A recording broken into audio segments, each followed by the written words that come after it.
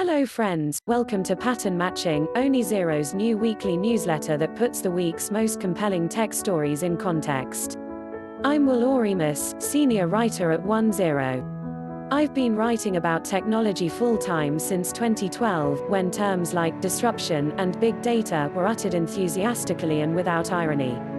Over the years, I've covered the tech industry's innovations and excesses, focusing on how automation and instantaneous virtual connection change the way we live, work, and relate to each other.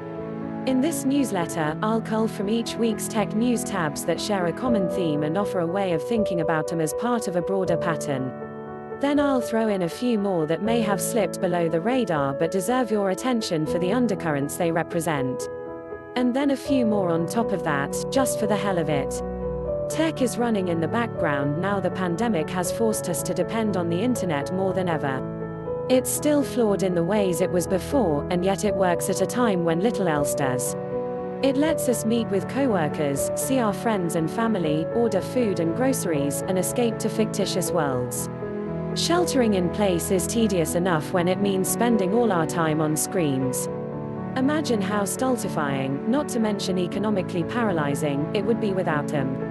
It's understandable, then, that concerns about tech companies' market power, the privacy insults of targeted advertising, and the mental health effects of screen time have taken a temporary back seat in some quarters. As the New York Times' Nellie Bowles memorably put it, coronavirus ended the screen time debate.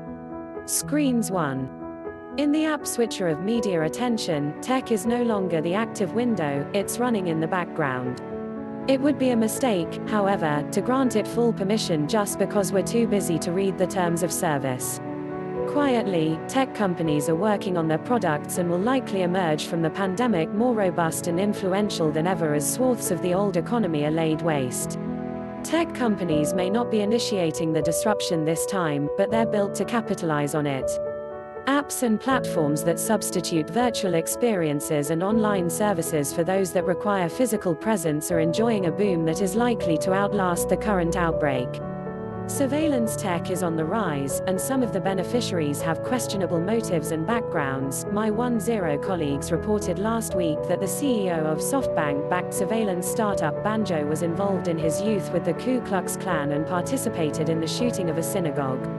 And Amazon is seizing the massive opportunity to replace brick-and-mortar retail in part by putting its workers in harm's way and firing employees when they speak out.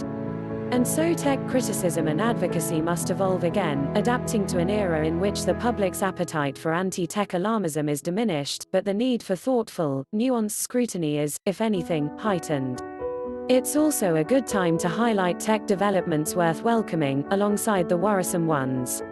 The pattern platforms are shoring up their vulnerabilities and their dominance. This week, Facebook revealed the first 20 members of its Global Oversight Board, which will serve as a sort of independent appeals court for the company's content moderation policies.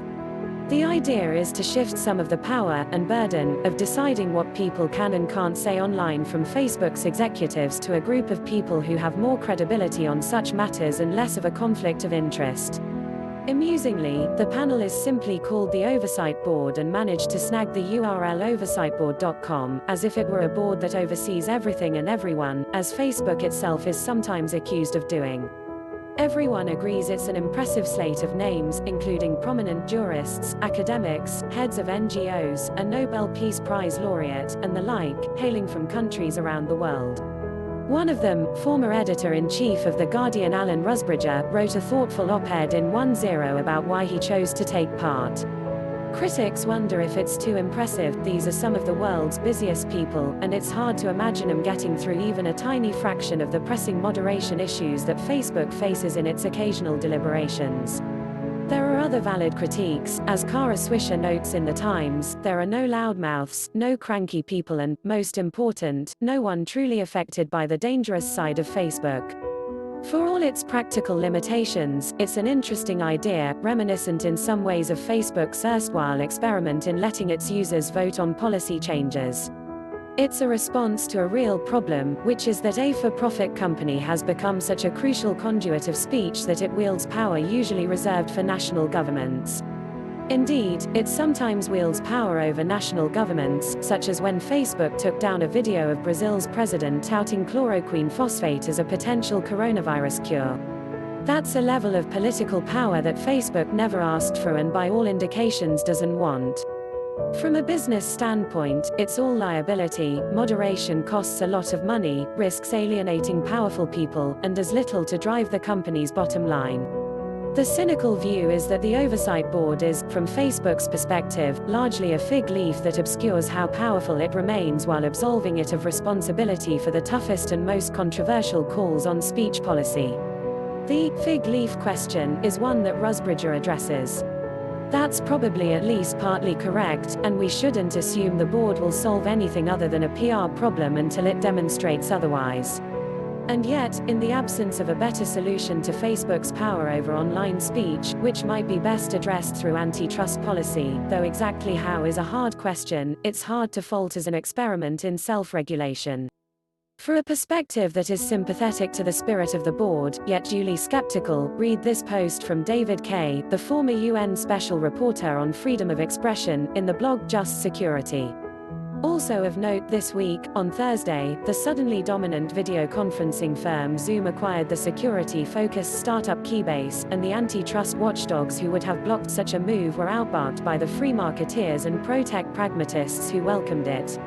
The acquisition was part of Zoom's 90-day sprint to secure its platform after its COVID-19-fueled explosion from 10 million to 300 million meeting participants per day exposed a suite of flaws in its systems.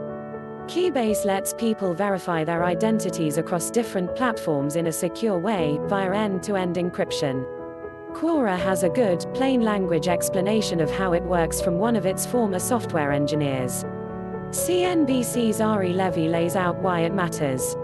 Undercurrents under the radar trends, stories, and random anecdotes worth your time. Contact tracing tech is hard to get right. Contact tracing, for those not yet familiar, is the practice of identifying people who have come into contact with COVID-19 patients so they can be quarantined before they spread it further. It has been the key to many countries' plans to gradually reopen for business. There has been much hope, and a bit of evidence, that smartphone apps can aid in this process, which is traditionally carried out by human interviewers. But there are also mounting examples of privacy and efficacy problems with these apps, including in the United Kingdom and India. Americans, the Pew Research Center finds, are skeptical. Lesser-known tech startups are getting hammered. This was earnings week for many public tech companies. We've heard a lot about a handful, such as Zoom, that are booming amid the pandemic. So is Peloton, the Times' Erin Griffith reports. Others, including Google and Facebook, are weathering some headwinds but remain positioned for long-term growth. But there are also plenty that are taking a beating along with the rest of the economy.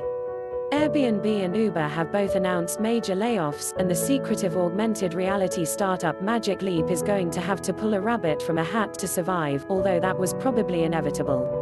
Tech startups in general have been hit hard. Layoffs.fi, which is keeping a running tally, estimated as of May 7 that 385 startups had laid off a total of 44,000 employees since March 11. Listen to All Things Considered on The Undertaker of Silicon Valley. TikTok is the new pop radio. Read Meggie Gates in Consequence of Sound on how platforms such as TikTok, Twitter, and Twitch are changing the music industry, and music itself, as the songs that take off are not necessarily the ones that are catchiest but the ones that lend themselves to viral memes. Headlines of the week: Zoom, why does every startup sound fast now? Erin Griffith, The New York Times, the URL is solid too. Super constipated Florida lizard breaks records with gargantuan poop. Catherine J. Wu, Smithsonian Magazine. Sure, the velociraptors are still on the loose, but that's no reason not to reopen Jurassic Park. Carlos Greaves, McSweeney's. Thank you for watching. Please subscribe my new channel if you like this video. Please click like. Your comments are important for us.